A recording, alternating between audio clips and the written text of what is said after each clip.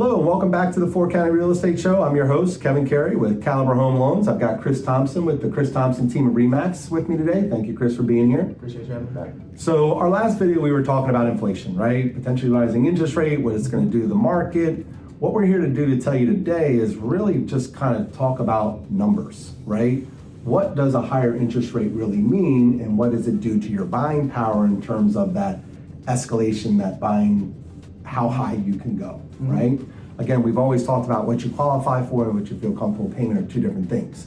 So what we're really going to dive into is kind of some numbers. So Chris, just give me a quick little rundown again, just kind of about the market, escalating, and what that looks like right now, and then we're going to get into some numbers here in a moment. Okay. A lot of it, as we just talked about in that last video, supply and demand. Right. There's not a lot of supply and there is a lot of demand. Right. So with that, I'm seeing on my listings about average probably 5 contracts per listing. Right. Some are putting deadlines on, some just want to take them as they come. Right. Some say they want a deadline and then a magical offer comes through and they sign it right there. Right. I've literally been with a buyer showing a house and getting a notification during that showing that that home sold. Right. They already took the contract. There was a contract deadline on it 3 days from now because we were the second person in the door, and we're in. It's insane. There's no rhyme or reason to it. It's if you find a house that you like, write an offer on it. Yeah. Write it for as much as you're willing and comfortable paying for it. Right. And that's all you can do. Well, that's a great segue. So let's talk a little bit about where your comfort level is, right? So what we've done, if you take a look at the behind me, right, we've run some numbers, okay? What we did is we just took a fictitious house, right? This is not an exact property address. We ran 3 scenarios. We ran them all at $500,000 sales prices, all of them with 5% down, all of them with monthly mortgage insurance. Obviously, there's different options, MI buyouts, things of that nature, but we're just the limit on what you can do. But this is just kind of, Kevin put this together. just making it simple. Right. I'm not great with numbers, which is why I like working with Kevin, because he is. But this just simply breaks it down into numbers that even realtors can understand. Right. So in the first column, all right, we're looking at where rates are right now. Okay. Quote date of the date is May 10th. That's the recording date. That's where rates are at the time of this recording. So again, $500,000 sales price, 5% down, you're borrowing $475. The current interest rate as of today is, assuming you have a 780 credit score or higher, okay? You're looking at 2 3/4 on a 30-year fix with no points, okay? Awesome, right? Yeah. So the payment on that, and I'm just gonna use round numbers, is $2609 a month, okay? Now we're gonna move over to the middle column. Let's say rates go up by 1%.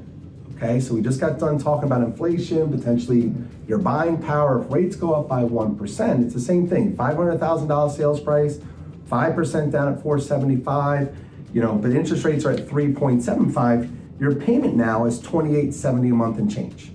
Okay, not a huge difference, right? But it's a couple $100, Good enough. right? It's $278 and change more. Add that up over a year. Makes a huge difference.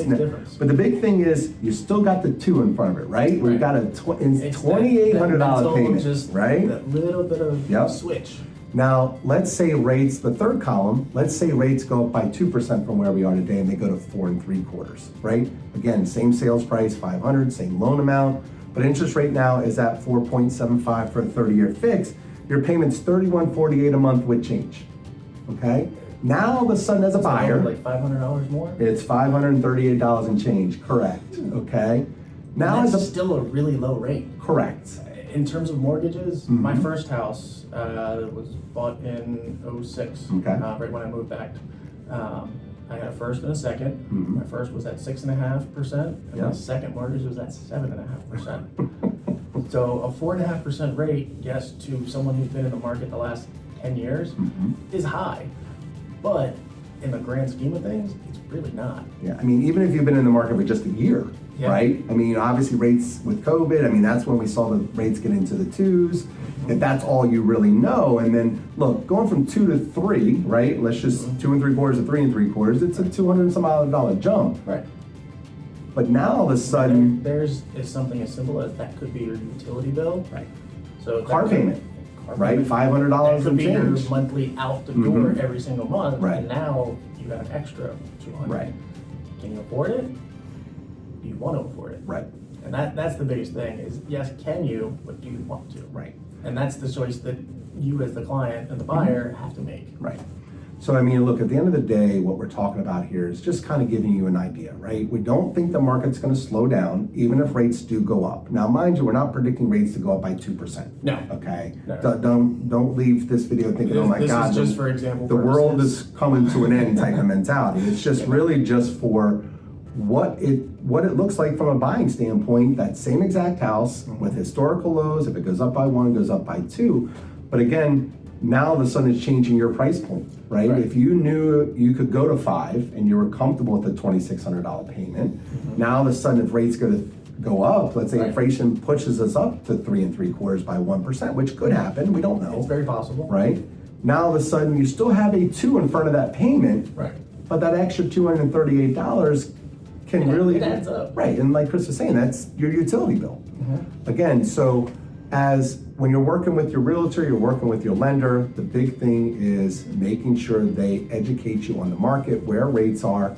Whenever you're writing on a house, get a estimate, okay, based on the rate as of today. Because if you get ratified within 24 hours, the rate should be the same. I mean, obviously things can change with the market, but the big thing is knowing where that payment is, because what the last thing you want to do is go through 10 offers, be the one who wins, then all of a sudden get your numbers and go, wait a minute, why is my rate 3.5 or 3 3/4 when the last one, which could have been a week ago, could have been a month ago, was at 2 3/4? Now all of a sudden you get into a buyer's remorse, right? You go, oh gosh.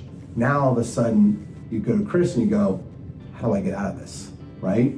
And look, it's happening a lot in our market right now, and we understand that. I just had it happen on one of my listings last week. Right. We're supposed to close this week.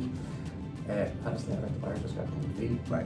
But it just canceled the deal, walked away. So again, look, at the end of the day, again, this is about education. Again, we're not saying rates are gonna start going up by 2%. It's really just going into what, if rates do start to go up because inflation, what it can do to your buying power, and making sure that before you put your John Hancock on a contract, you're getting an estimate from your lender and making sure you know what the deal is in terms of the payment and the out-of-pocket expense. Knowing what your buying power is the number one thing. Right. Doesn't matter what we can find for you on the agent side. Right. We can find your house. It might not be this week, it might be next week, whatever the case. We can find something that you would be interested in living in. Right. Whether we can win a contract on that, different story. That's But a whole different conversation. knowing your numbers is the most important thing. Right. Every time I start with a buyer, I make sure they know exactly what those numbers are, what they're comfortable with, what they can go up to. Right. 9 times out of 10, they don't want to. Right. Because they don't want to eat Cheerios for 3 meals a day. We're back in college eating ramen noodles, I get it. Yeah, it's all content. So it really, whatever the client's comfortable with. Right. I mean, we put this together, Kevin put this together, just more or less of a visual. Not that we think it's coming, of course, as we've said, but just more of educational, hey, this is what potentially could happen. Really just boils down to know your numbers. Be comfortable with your numbers. Be comfortable with your lender. Be comfortable with your agent. Make sure you, the buyer, your lender, and your agent are all on the same page, and things just work so much smoother that way. And that just knowing if everybody's on the same page, everyone's working towards the same goal. Right. Yeah. Well, Chris, look, thanks a lot for being here today. A lot of great info as normal. Chris's information is behind me. Obviously, reach out to him if you have any questions. If you liked, hit the subscribe button down below. Thank you again for joining us today. Chris, again, thank you for being here. Thanks, sir. And you guys have yourself a great day. Take care. Bye-bye.